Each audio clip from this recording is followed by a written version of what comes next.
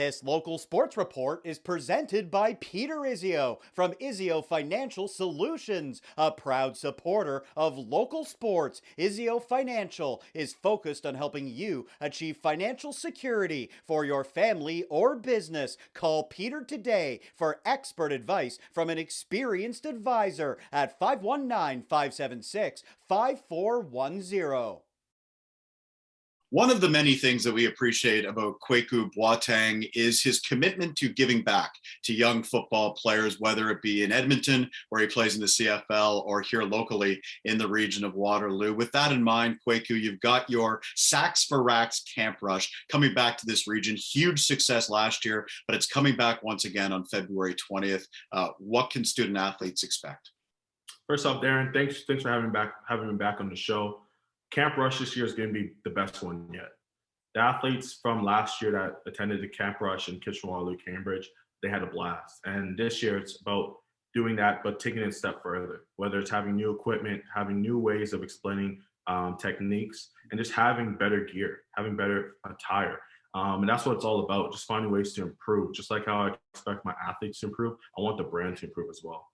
How proud were you last year when it was here? You know, I was there at Core on New Dundee Road in Kitchener, and these kids had an amazing experience. And, you know, you had local kids like Brady Hitchin, who came from the Bluegill Knights. He plays Wixa football. You had Jackson Lashuk from Bishop Macdonell and Guelph.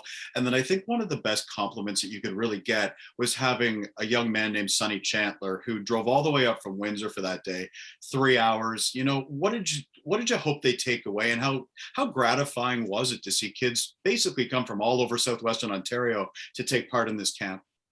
Honestly, it was a big confidence boost because if you're willing to drive from Windsor like Sonny did, just to be with me for 3 hours, it just shows that you really believe in me, but more importantly, you want to be great yourself.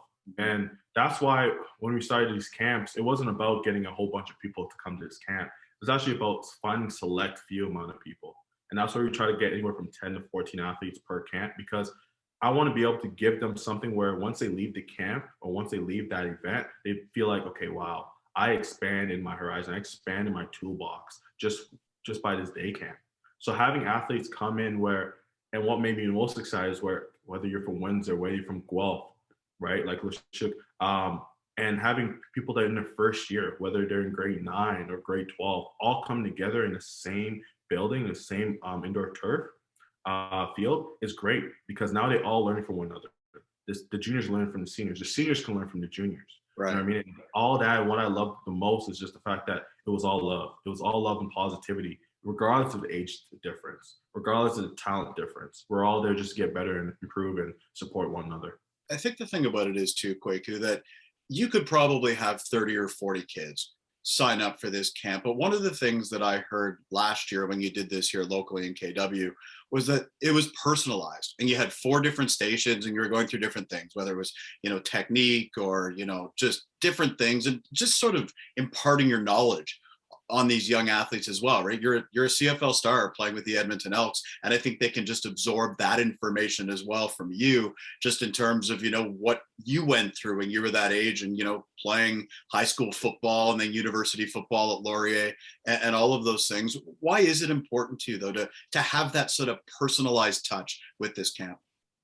I think mainly because when we look around, there's a lot of football camps that pro athletes like to hold, and there's nothing against that. I've been to a few, and I've actually supported a few myself.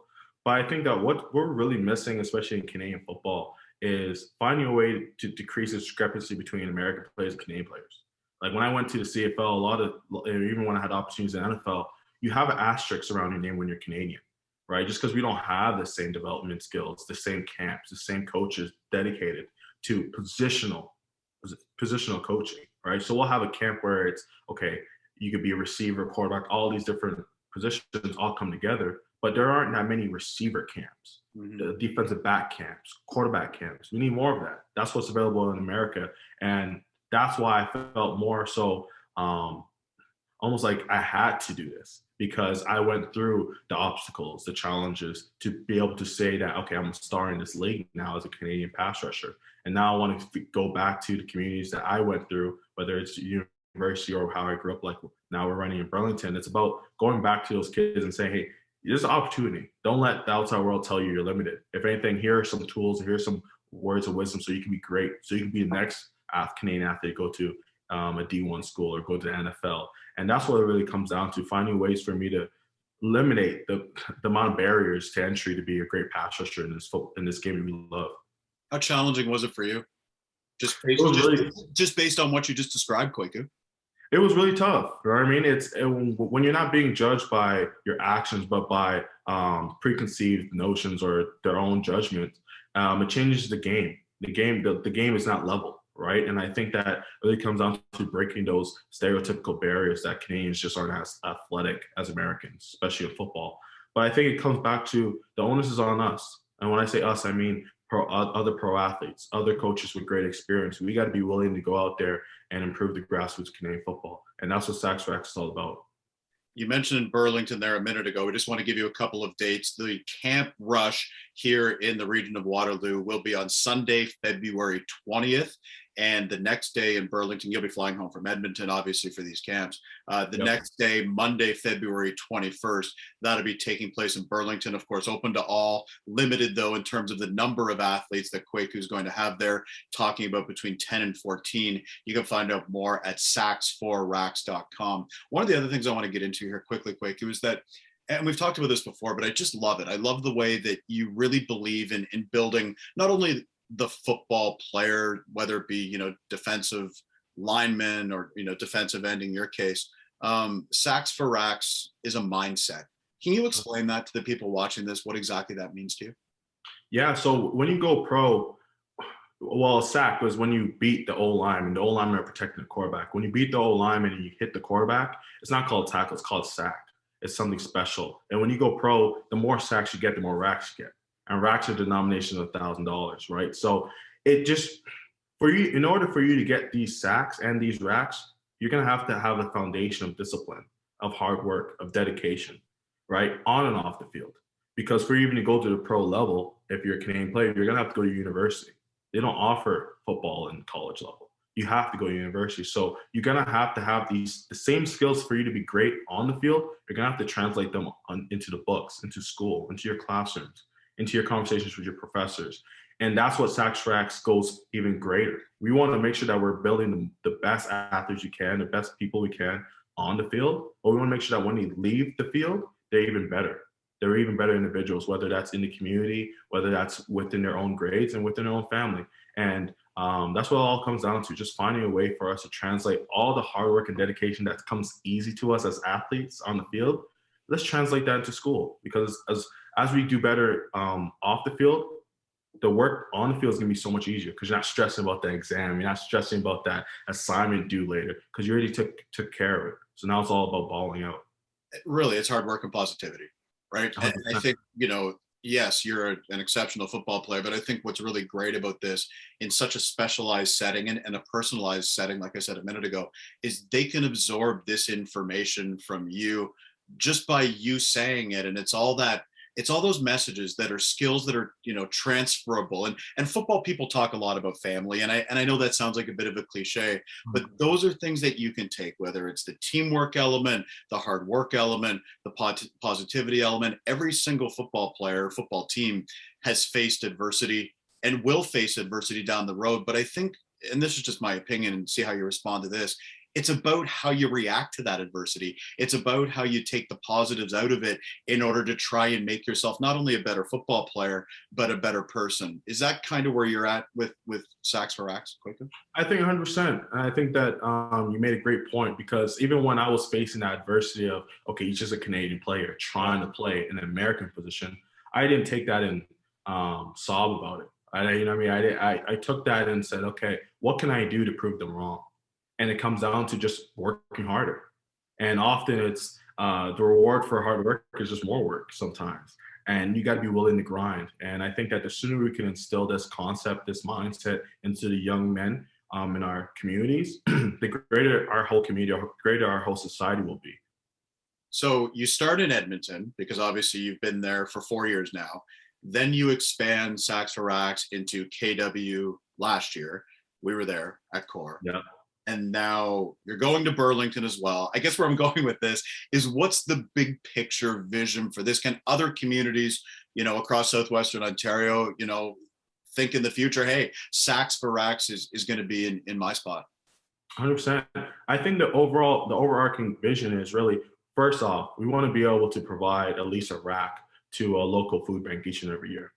And after that, we refocus on improving the grassroots Canadian football, specifically with pass rushers. So each year we want to add at least one city to the list.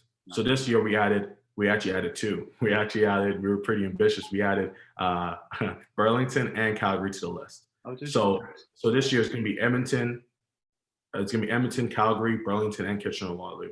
And in the future, that's only going to expand, because at the end of the day, we want to be able to be at a point where we're actually offering our services, offering our brand, offering Camp Rush across Canada. Because the vision is not just about certain pockets throughout Canada. It's about making sure that we improve the grassroots of Canadian football as a whole.